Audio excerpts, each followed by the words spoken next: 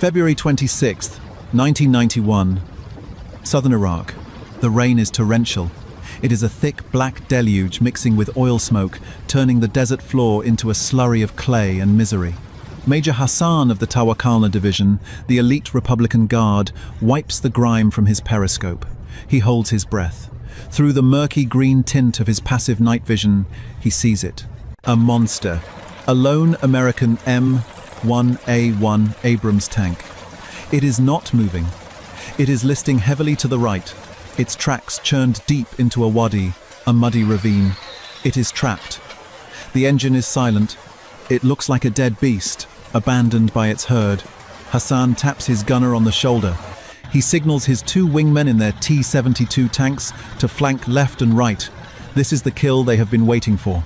For weeks, the American air power has hammered them. But now the playing field is level. It is 3 heavy tanks against 1 immobilized target. Hassan commands the distance. 400 meters. Point-blank range for a 125mm cannon. The T-72 tanks stop. The autoloaders cycle. Clank hiss. Hassan screams the order. Fire! The lead T-72 tank shudders as the high-explosive anti-tank round screams across the gap. It is a perfect shot. It slams directly into the turret cheek of the American tank. There is a flash. A massive cloud of smoke. Hassan waits for the secondary explosion. He waits for the turret to fly off.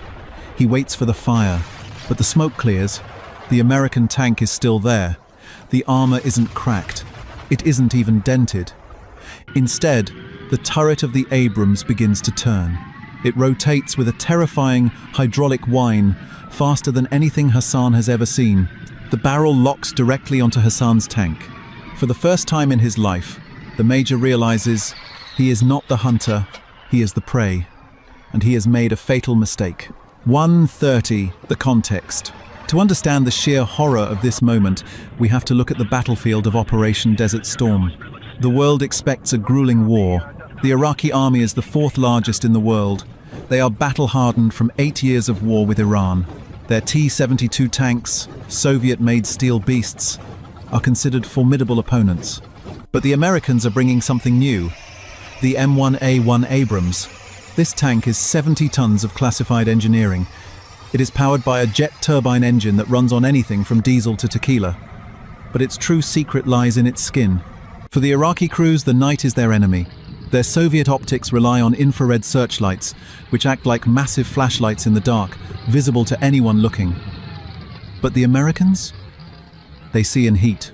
The specific M1A1 stuck in the mud belongs to a frantic crew from the US Army's 3rd Armored Division. Let's call the tank commander Sergeant Miller. 15 minutes ago, Miller's unit pushed too hard during a sandstorm. The ground, soaked by unseasonal rains, gave way. The massive tank slid into a sinkhole. The track spun helplessly, digging the 60-ton behemoth deeper into the mud until the hull was resting on the dirt. They are stuck. They are separated from their platoon, and their radio is crackling with static. Inside the turret, the mood is tense. The driver is frantically trying to rock the tank free, but the transmission temperature is spiking. Cut the engine. Miller orders. We're just digging a grave. Silence falls inside the crew compartment. Just the sound of rain drumming on the hatch. Then, the gunner whispers. Contact. Rear, 3 targets. Miller jams his face into the commander's independent thermal viewer. On the glowing green screen, the heat signatures are unmistakable. 3 Soviet-built T-72 tanks. Their engines are glowing hot white against the cool background of the rain. They are creeping up in a hunter-killer formation. Miller knows the math. If those T-72 tanks get to the rear of the Abrams, where the armor is thinnest, a single shot will cook off the ammo and vaporize the crew. The American tank cannot move. It is a sitting duck. Back in the Iraqi T-72 tank, Major Hassan is yelling, "Load sabot, load sabot." His first round, a high-explosive anti-tank shell, did nothing. He assumes it was a dud. He needs the kinetic penetrator, the steel dart designed to punch through armor. The Iraqi crew is panicked. The autoloader takes 7 seconds to cycle. In a tank battle, 7 seconds is an eternity. Inside the stuck Abrams, the world is operating at a different speed. "Gunner, Cokes! Troops in the open! Miller yells, then corrects himself as he realizes the threat level. Sabo! Tank! 400 meters! The American loader, a 19-year-old kid, fueled by adrenaline and caffeine, grabs a silver bullet, the M829 depleted uranium round.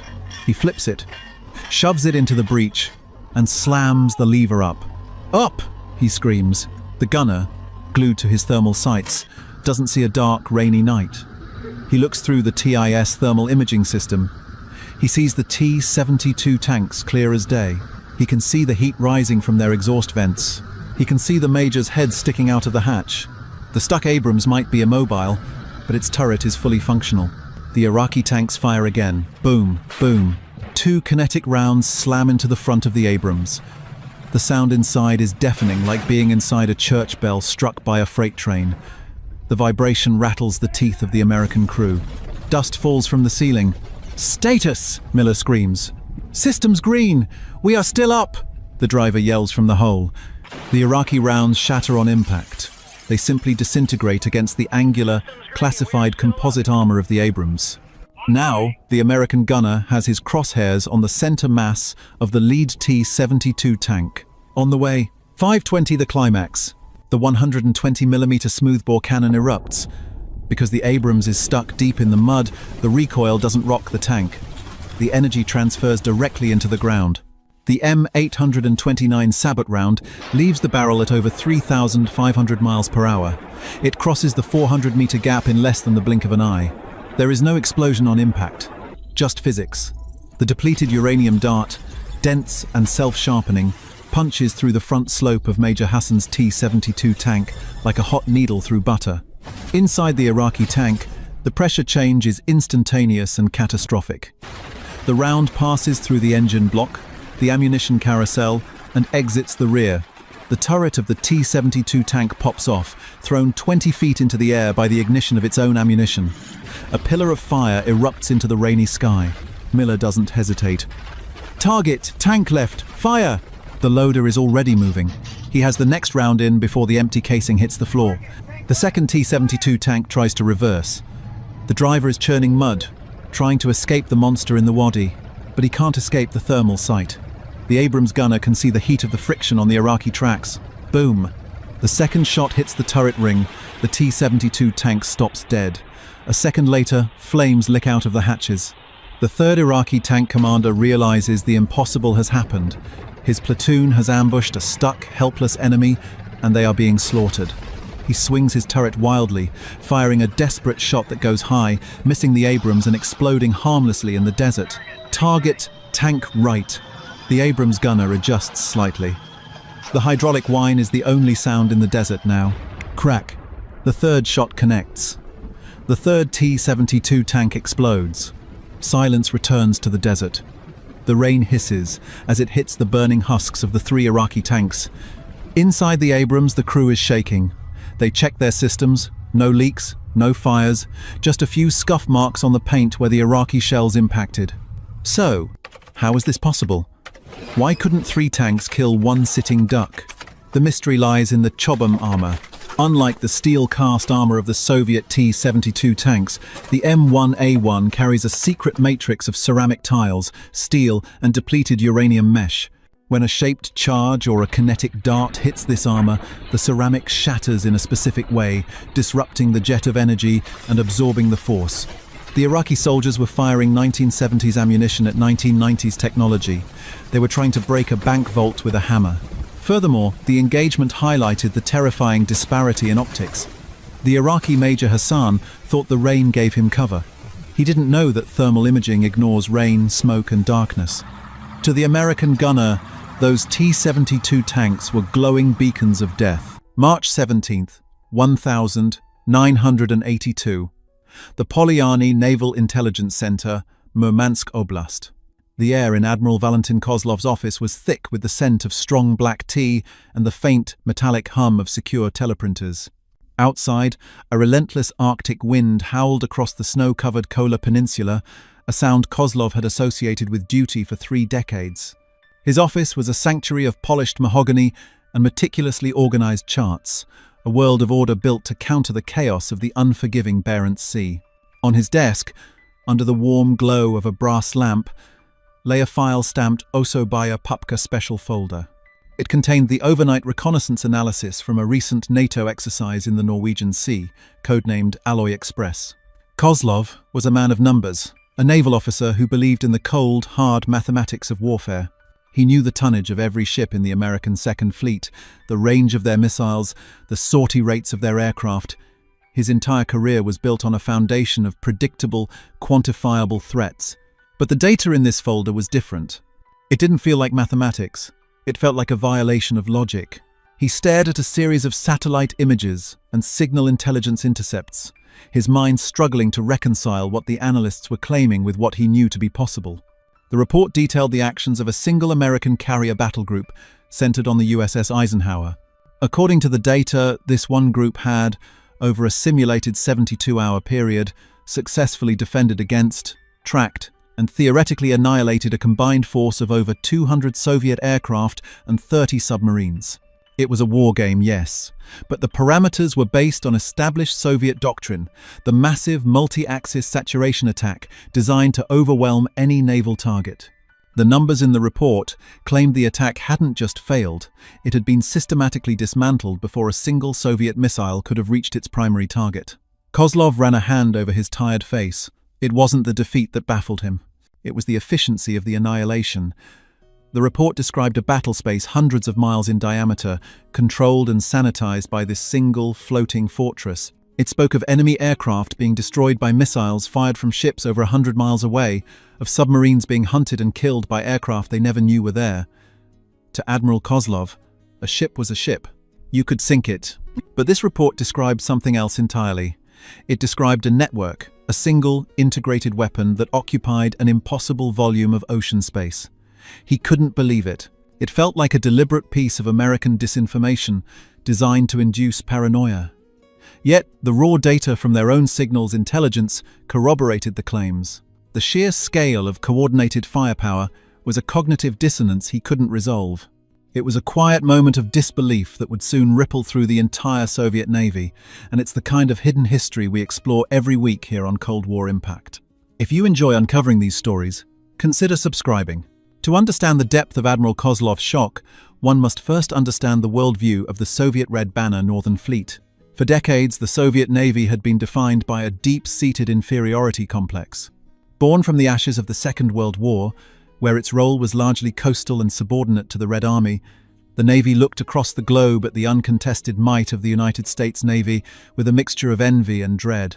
American aircraft carriers, mountains of steel projecting power across every ocean, were the ultimate symbols of this dominance. They were floating slices of American territory, capable of launching strikes that could devastate entire nations. To the Kremlin, these carriers weren't just ships. They were strategic threats on par with nuclear missile silos. The man tasked with challenging this reality was Admiral of the Fleet Sergei Gorshkov, the charismatic and visionary builder of the modern Soviet Navy. Gorshkov knew he couldn't beat the Americans at their own game. Building massive carriers to match the American fleet would be ruinously expensive and technologically unfeasible for the Soviet industrial base. So, he devised a different strategy, a doctrine of asymmetric warfare built around a single brutal concept: the carrier kill. The entire structure of the Soviet Navy was reconfigured for this one purpose. Instead of building large multi-purpose vessels, they created specialized hunter-killers. The pride of the fleet were the Tu-22M backfire bombers, supersonic aircraft designed to scream in at low altitude and launch massive, sea-skimming anti-ship missiles like the KH-22, nicknamed the Carrier Killer. These missiles were enormous, the size of a small fighter jet, designed to fly at Mach 4 and deliver a 1-ton warhead or a nuclear payload into the heart of an American carrier. On the surface, they built ships like the Kirov-class battlecruisers, the largest surface combatants built since World War II, bristling with hundreds of missiles. Their primary armament, the P-700 Granite missile, could be launched in swarms, communicating with each other in flight to identify and overwhelm the most valuable target. Beneath the waves, a new generation of submarines, the Oscar class, were essentially underwater missile cruisers, each carrying 24 of these same Granite missiles. Soviet naval doctrine was a symphony of destruction, orchestrated to perfection. The plan was simple and terrifying. In the event of war, hundreds of missiles, launched simultaneously from submarines, surface ships and bombers, would converge on the American carrier from every point on the compass. They called it the saturation attack. Soviet analysts believed that no ship, no matter how well defended, could survive such a deluge of firepower. They had studied American defenses and concluded that while formidable, they had a breaking point. By launching more missiles than the carrier's defensive systems could possibly intercept, they would guarantee the kill. From their perspective in Murmansk and Moscow, it was a sound, logical plan. They saw the American carrier as the center of gravity, the queen on the chessboard. Remove it, and the entire board was theirs. Their intelligence focused on the carrier itself, its speed, its aircraft, its radar signature. The other ships in the group, the cruisers, destroyers, and frigates, were seen as supporting pieces, bodyguards that could be swatted aside or simply overwhelmed by the sheer number of incoming threats. They fundamentally misunderstood what they were looking at. They saw a group of ships. They failed to see the system. The American approach was born from a different philosophy, forged in the crucible of the Pacific War and refined in the paranoid cauldrons of the Cold War.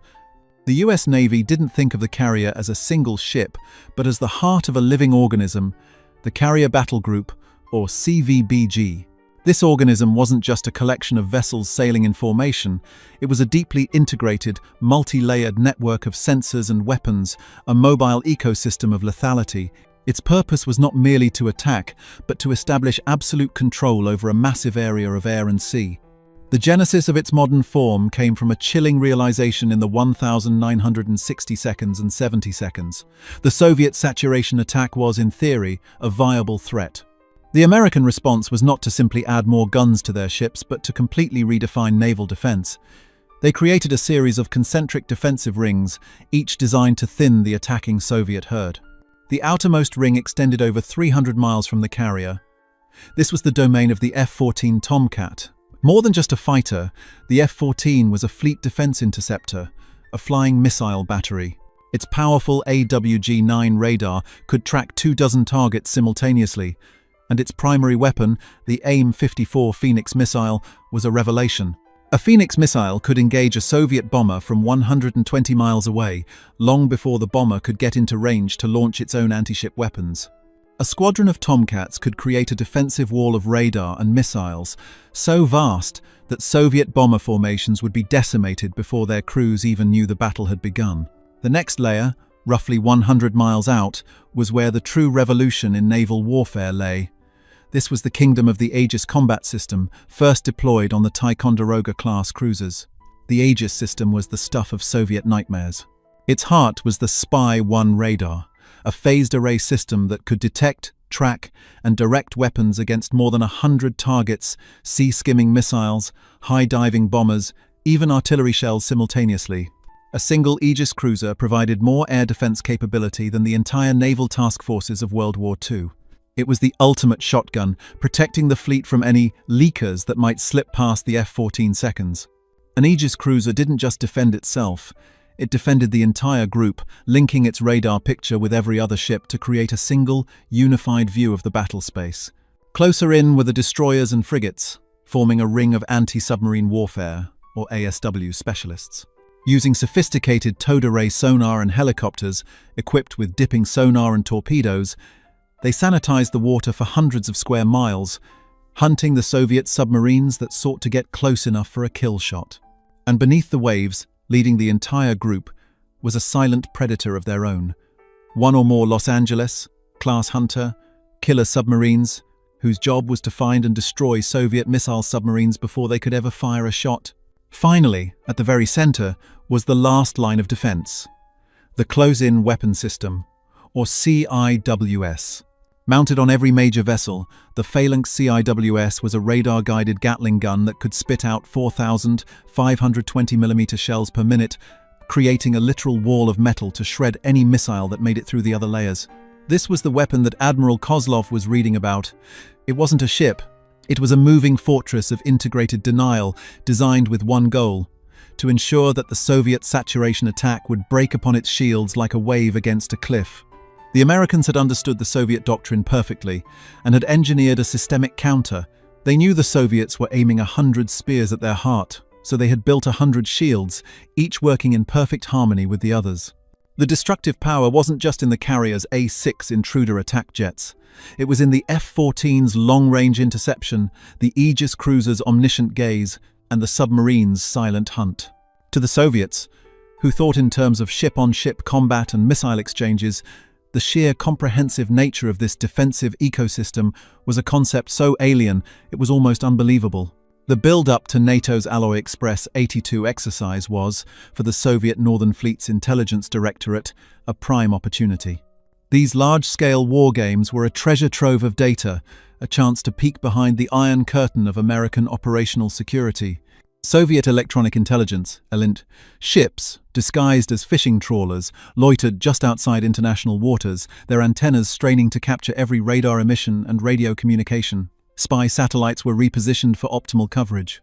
The expectation at Polyani was straightforward. They would observe the American carrier battle group, centered on the USS Eisenhower, perform according to known parameters. They anticipated seeing the F-14 seconds launch to intercept simulated bomber streams, the escort ships activate their fire control radars, and a flurry of communications as the group struggled to manage a multi-pronged threat. The Soviet analysts had a checklist. They expected to see the American systems strained.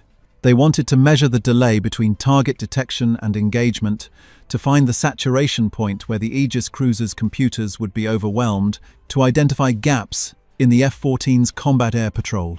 They specifically believed that by simulating attacks from multiple vectors, 2-22 M backfires from the north, 2-16 Badgers from the east, and multiple submarine threats from below, they would force the Americans to reveal their defensive seams.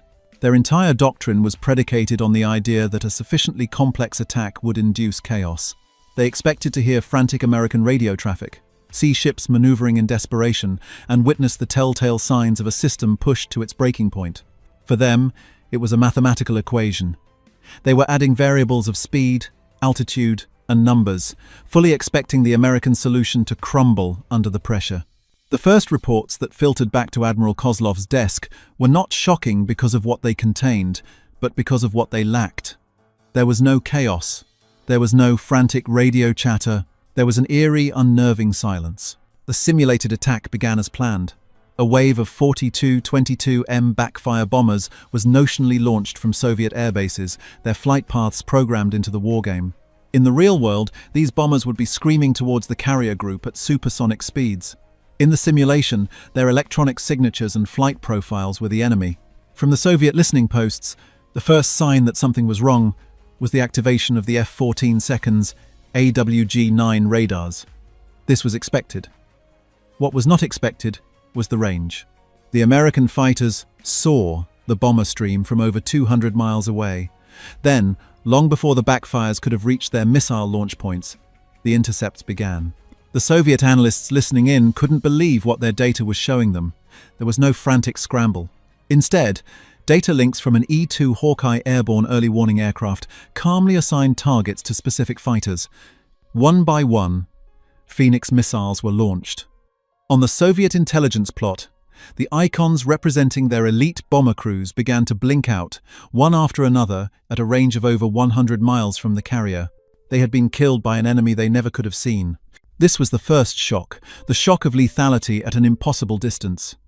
The backfires, the pride of Soviet naval aviation, had been rendered obsolete before they were even a threat. But the true horror was just beginning.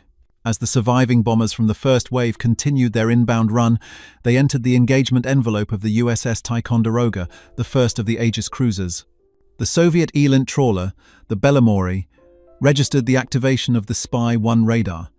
But it wasn't the frantic, sweeping search of a conventional radar. It was a constant, all-seeing stare. It locked onto dozens of simulated incoming anti-ship missiles simultaneously. Then the SM-2 missiles were fired. On the tactical plot, the remaining icons representing Soviet missiles and aircraft were wiped from the sky in a single, terrifyingly efficient volley. It wasn't a battle. It was an execution. A Soviet intelligence officer, watching the data stream in real time, was baffled. He later reported to his superiors that the American response was so fast, so automated, that it felt less like a naval engagement and more like a circuit board clearing a failed instruction. While the air battle was a massacre, the undersea fight was a ghost story. The Soviet plan called for Oscar-class and Victor-class submarines to penetrate the carrier group's ASW screen and simulate the launch of their Granite cruise missiles and torpedoes. They expected a tense cat-and-mouse game with American destroyers and helicopters. Instead, they were hunted by an enemy they were never aware of. The American Los Angeles-class submarine, the USS Baton Rouge, operating miles ahead of the carrier group, had already detected the Soviet submarines as they left their pens. It shadowed them, passing their location data to the carrier group. As the Soviet subs moved into position, they were systematically targeted by carrier-based S-3 Viking aircraft and SH-3 Sea King helicopters using a network of sonar buoys. On the Soviet side, there was only silence. A submarine would report its position and intention to attack, and then nothing. It would simply vanish from the exercise. The Soviet commanders couldn't understand. There were no reports of torpedo launches, no sonar contacts of American ships closing in. Their submarines were simply being erased from the board, picked off one by aircraft that appeared out of nowhere. This was the second, more profound shock, the shock of total battlespace awareness. The Americans weren't just defending themselves, they saw everything, everywhere, all at once. The carrier battle group wasn't a fortress with walls, it was a vast, invisible web. To touch any part of it was to alert the spider at its center. The immediate aftermath at the Northern Fleet headquarters was one of stunned professional disbelief. Admiral Kozlov and his team spent the next 48 hours in a state of controlled panic. Communications between Murmansk and Moscow crackled with urgent, coded requests for clarification. Analysts were ordered to re-verify every piece of intelligence. Could the Americans be faking their data? Was this an elaborate electronic warfare deception? But their own ships, their own satellites, told the same story. The raw data was undeniable. They had simulated an attack with over 200 aircraft and 30 submarines, the culmination of their entire naval doctrine, and the American response had been a calm, systematic, and almost insultingly easy slaughter. An emergency meeting was convened. Seasoned captains, men who had spent their lives training to fight the American Navy, stared at the battle plots with grim, ashen faces. They had always assumed there would be a fight, a bloody exchange, where their courage and numbers would eventually win the day. The data from Alloy Express suggested something far more terrifying. It suggested there would be no fight at all, just a swift, silent annihilation conducted at arm's length. The psychological impact was immediate. Their carrier-kill doctrine, the central pillar of their naval strategy for a generation, had been proven to be a fantasy. They had built 100 spears, only to discover their enemy was protected by a seamless, impenetrable force field. The Soviet admirals weren't just shocked, they were horrified. They had been preparing for the wrong war. The terrifying efficiency witnessed during Alloy Express 82 was not an accident of circumstance. It was the product of a deliberate and systematic integration of technology and doctrine that had been decades in the making. The American advantage wasn't just in having better ships or faster planes, it was in networking them together into a single cohesive killing machine. The true heart of the carrier battle group's dominance was an invisible architecture of data links known as the Naval Tactical Data System, NTDS, and its more advanced successors, Link 11 and Link 16. This was the digital nervous system that connected every component of the fleet into a shared consciousness. To the Soviets, who relied on voice commands and siloed information, this was a concept so advanced it bordered on science fiction. Through these data links, the E-2 Hawkeye, circling high above the fleet, could see a formation of incoming bombers, and without a single word being spoken over the radio, instantly transmit their location, speed, and heading onto the radar screens of the F-14 Tomcat interceptors and the Aegis cruiser below. The F-14 pilot didn't just see what his own radar saw, he saw what the Hawkeye saw. The Aegis commander didn't just see what his own powerful SPY-1 radar detected, he saw the entire battle space as a single, unified, tactical picture. This system transformed naval warfare from a series of individual duels into a coordinated, multi-domain slaughter. It allowed for a level of speed, precision, and collaboration that the Soviet command structure simply could not comprehend, let alone counter. This network was deployed across the entire US Navy, ensuring that every carrier battle group was not just a collection of ships, but a seamless, integrated weapon of continental scale. A stark example of this integrated lethality in action occurred in the tense skies over the Gulf of Sidra in August 1981. Libyan leader Muammar Gaddafi had declared the entire Gulf as Libyan territory, a claim the United States rejected. The USS Nimitz carrier battle group was sent to conduct freedom of navigation exercises, a direct challenge to Gaddafi's line of death. From the perspective of the two Libyan Su-22 fighter pilots scrambled to intercept the Americans, the situation must have seemed straightforward. They were experienced pilots in capable Soviet-built jets, flying to defend their nation's airspace. High above, however, an American E-2 Hawkeye was watching their every move from the moment their wheels left the runway. The Hawkeye's rotating radome, the tireless, all-seeing eye of the fleet, tracked the two Libyan jets, classifying them and feeding their data into the network. On board the Nimitz, two F-14 Tomcats from VF-41, the Black Aces, were diverted to intercept. The Libyan pilots likely never knew they were in danger. They saw the two F-14 seconds approaching head-on, a standard intercept. What they couldn't see was the stream of data flowing from the Hawkeye to the Tomcats, giving the American pilots a godlike awareness of the situation. They knew the Libyans' altitude, speed, and aspect angle before their own radars could even get a lock. As the distance closed, one of the Libyan pilots fired a heat-seeking missile. For the Americans, it was the final confirmation of hostile intent they needed. The response wasn't a panicked dogfight. It was a clinical, almost instantaneous execution. Both American pilots, having already achieved a missile lock, fired their AIM-9 Sidewinders.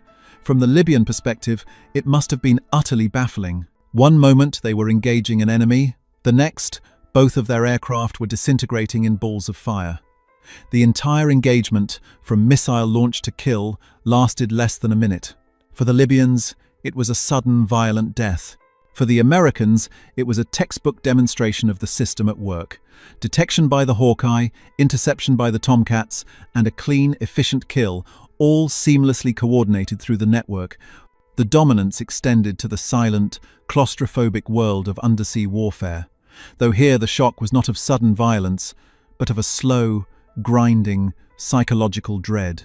The GIUK gap, the stretch of ocean between Greenland, Iceland, and the United Kingdom, was the primary breakout route for the Soviet Northern Fleet submarines into the Atlantic. For a Soviet submarine captain, transiting this gap was the ultimate test of skill and nerve. Their mission was to slip through the Western naval blockade undetected and put themselves in a position to threaten American supply convoys or the carriers themselves. But waiting for them was a multi-layered net of American ASW assets. The Soviets knew about the surface ships and the patrol aircraft. What they couldn't truly appreciate was how these assets worked together. From the perspective of Captain Second-Rank Dmitry Volkov, commanding a new Victor III class nuclear attack submarine, the GIUK gap was a haunted house. For days, his sonar operators would hear nothing but the groans of the ocean. Then, a faint, almost imperceptible sound would appear on their screens, the distant thrum of a P-3 Orion patrol aircraft dropping a pattern of sonar buoys miles away. Volkov would order a course change, diving deep to try and slip beneath the thermal layers that could mask his acoustic signature. For a few hours there would be silence again. Then, the sound would return, this time from a different direction. Another pattern of buoys. They were being herded. He couldn't see the enemy, but the all-seeing eye of the American network was clearly tracking him. The data from the sonar buoys was being relayed via satellite to ASW operational centers, which in turn were directing not just the P-3 seconds, but also American Los Angeles-class submarines lurking silently in the depths. Volkov and his crew were trapped in a state of constant paranoia. Every creak of the hull, every unexpected sonar return, was a potential sign of impending death. The Americans weren't just hunting them, they were toying with them, letting them know they were being watched. The horror for Soviet submariners was the dawning realization that there was no safe place, no shadow deep enough to hide from a system that could listen from the sky, the surface, and the depths all at once. Perhaps the most potent demonstration of this systemic dominance was not in a hot-fire engagement, but in a calculated act of strategic intimidation. In March 1986, the Aegis cruiser USS Yorktown and the destroyer USS Charon sailed directly into the Black Sea, deliberately crossing into waters claimed by the Soviet Union off the Crimean coast. This was a freedom of navigation operation designed to send a single, unambiguous message. From the Soviet perspective at the Sevastopol naval base, it was an act of breathtaking arrogance. The response was immediate and furious. MiG-23 fighters were scrambled. Su-15 interceptors were put on alert, and Soviet frigates were dispatched to shadow the American vessels. The Soviet commanders were itching for a fight, but they were helpless. As their fighters approached the American ships, their electronic warfare officers saw something that chilled them to the bone: the signature of the Yorktown's Spy 1 Aegis radar locking onto them. It wasn't just one lock. The system locked onto every single Soviet aircraft simultaneously, tracking them with unnerving precision. The Soviet pilots knew that if the Yorktown's captain gave the order, dozens of SM-2 missiles would erupt from the ship's vertical launch cells, and their entire air wing would be wiped from the sky in seconds. On the surface, the Soviet frigate Ladny pulled up alongside the Yorktown, making aggressive maneuvers and issuing warnings over the radio, which the Americans calmly ignored. The Soviet captain knew that his ship, with its conventional radars and fire control, was utterly outclassed. The Yorktown wasn't just a ship passing by, it was a node of the American global network, operating with impunity in their backyard. The all-seeing eye of the Hawkeye might not have been physically present, but its spirit was embodied in the Aegis system's omniscient gaze. The shock for the Soviets was one of pure impotence. They had all the hardware for a massive fight, but they couldn't use any of it. They were completely and totally checkmated, forced to watch as the Americans sailed calmly through their claimed waters, demonstrating to the world that the Soviet Union's maritime borders were an imaginary line the US Navy could erase at will. The slow dawning horror that began in the intelligence rooms at Polyarny eventually reached the highest echelons of the Soviet state. The realization that their entire naval doctrine was a house of cards was not a single dramatic event, but a creeping, corrosive truth that worked its way through the military establishment. This admission was never public, of course. Outwardly, the rhetoric of Soviet naval might continued unabated. But internally, the evidence was undeniable. Secret memos circulated within the main naval staff and the Ministry of Defense, their pages filled with grim analyses of NATO exercises and the chilling capabilities of the Aegis system. Admiral Gorshkov himself, the architect of the saturation attack doctrine, was forced to confront the reality that the technological pendulum had swung decisively in America's favor. In a classified 1984 review of fleet readiness, a document never intended to see the light of day, the conclusion was stark. The combat survivability of Red Banner Northern Fleet aviation and submarine assets in a full-scale engagement with a modern US carrier battle group is assessed as unacceptably low. The enemy's integrated data link and automated air defense capabilities represent a qualitative superiority that cannot be overcome by quantitative means at this time. This was a stunning admission. The entire Soviet military philosophy was built on quantitative means: massed tanks, massed infantry, massed missiles. To admit that numbers were no longer enough was to admit that their core strategic assumption was dead. The Soviet leadership was truly baffled. They had spent trillions of rubles building the perfect counter to the American carrier, only to find the Americans had changed the rules of the game entirely. The Soviet response was a mixture of desperation and imitation. Having realized their saturation attack doctrine was obsolete, they embarked on a frantic and ruinously expensive effort to build a counter. This led to two major initiatives. The first was the creation of their own aircraft carriers, the Kuznetsov class. These were not direct copies of American supercarriers. The Soviet industrial base simply couldn't produce such complex vessels. Instead, they were heavy aircraft carrying cruisers, a hybrid design that reflected their deep-seated missile-centric philosophy. Unlike American carriers, which were pure floating air bases, the Kuznetsov was heavily armed with its own massive P-700 Granite anti-ship missiles.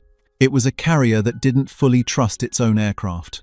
The planes themselves, the Su-33 and Mi-G-29 Kelvins, were formidable fighters, but the carrier's ski-jump launch system, a concession to their inability to develop reliable steam catapults, meant the aircraft couldn't launch with a full payload of fuel and weapons. This severely limited their range and combat effectiveness. The Soviet carrier was an answer to a question the Americans had stopped asking 20 years earlier. It was designed to fight a ship-on-ship battle, while the US Navy was already mastering a networked, over-the-horizon war. The second initiative was an attempt to create a Soviet version of the Aegis system. This was Project Fort, which resulted in the 300 Farads RIF naval air defense system, known to NATO as the SAN-6 Grumble. Deployed on their Kirov-class battlecruisers, the 300 Farads was a powerful system capable of engaging multiple targets with its vertically launched missiles. On paper, it looked like a worthy competitor. But it was a technological echo, not a true equivalent. Its phased array radar was less powerful and had a slower scan rate than the American spy one. More importantly, it lacked the true networking capability of the American system. An Aegis cruiser shared its consciousness with the entire fleet. A Kirov-class battlecruiser fought largely on its own. It was a powerful fortress, but it was an isolated one. Espionage also went into overdrive. The KGB's Directorate T, responsible for scientific and technical intelligence, launched numerous operations to steal data on the Aegis system, phased array radar technology, and the computer processors that made it all work. While some operations were successful, stealing blueprints is not the same as stealing the industrial and technological base required to build them. The Soviets could acquire the schematics, but they couldn't replicate the decades of American investment in microelectronics, software engineering, and systems integration. Their attempts to counter the carrier battle group failed because they were trying to solve a systemic problem with individual pieces of hardware. They were building better spears, while the Americans had perfected the force field. The psychological impact on the Soviet Naval Command was profound. The initial shock and disbelief gave way to a quiet, grudging respect, which eventually soured into a deep-seated institutional resignation. For Soviet naval aviators and submarine captains, the American carrier group became a bogeyman, an almost mythical entity. They trained endlessly, pushed their machines to the limit, and maintained a facade of confidence, but the underlying knowledge of their enemy's superiority was corrosive. They knew that in a real war, their missions would be suicidal. This created a strange duality. In public, they were the proud heirs of the Red Navy. In the privacy of their ready rooms and wardrooms, a cynical gallows humor took hold. The joke among backfire pilots was that the American F-14 was the world's most effective crew separator. It separated the crew from the aircraft with a Phoenix missile from 100 miles away. This wasn't fear in the sense of cowardice. It was the rational, professional understanding that they were on the wrong side of an insurmountable technological gap. The American carrier battle group had achieved a level of dominance that transcended the physical battlefield. It had lodged itself in the minds of its adversaries, creating a psychological checkmate. The Soviets realized they could not win a conventional naval conflict against the United States. The destructive power of a single US carrier battle group had forced the second most powerful navy in the world to tacitly admit defeat without a single shot being fired. The Cold War, in its essence, was a battle of competing philosophies, and nowhere was this more evident than on the high seas. The story of the Soviet Navy's shock at the American carrier battle group is not simply a tale of technology, but of two fundamentally different approaches to the concept of power. The Soviet philosophy was one of the decisive blow, the silver bullet. It was a mindset born from their land, war heritage, the massed artillery barrage, the deep armored thrust. They applied this thinking to the sea, investing their genius and treasure into creating the ultimate hero weapons, the Mark IV Kh-22 missile, the city-sized Kirov-class battlecruiser, the Oscar-class submarine bristling with 24 unstoppable granite missiles. Each was designed to be a champion, a single piece capable of slaying the American Queen and checkmating the game. They sought to build the perfect spear. The American philosophy, however, had evolved beyond the individual weapon. It was a philosophy of systems, of networks, of an integrated whole that was infinitely more powerful than the sum of its parts. They understood that in the complexity of modern warfare, the winner would not be the one with the sharpest spear, but the one who controlled the entire environment in which the spear was thrown. The weapon was not the F-14 fighter, nor the Aegis cruiser, nor even the carrier itself. The weapon was the battle group, a single, distributed, thinking organism of steel and silicon. This was the ultimate expression of American dominance. Not just the ability to build a superior machine, but the ability to build a superior system. They didn't just build a better shield, they built a sentient fortress that could see and kill in every direction at once. The ultimate bloody demonstration of this systemic superiority would not come against its intended adversary.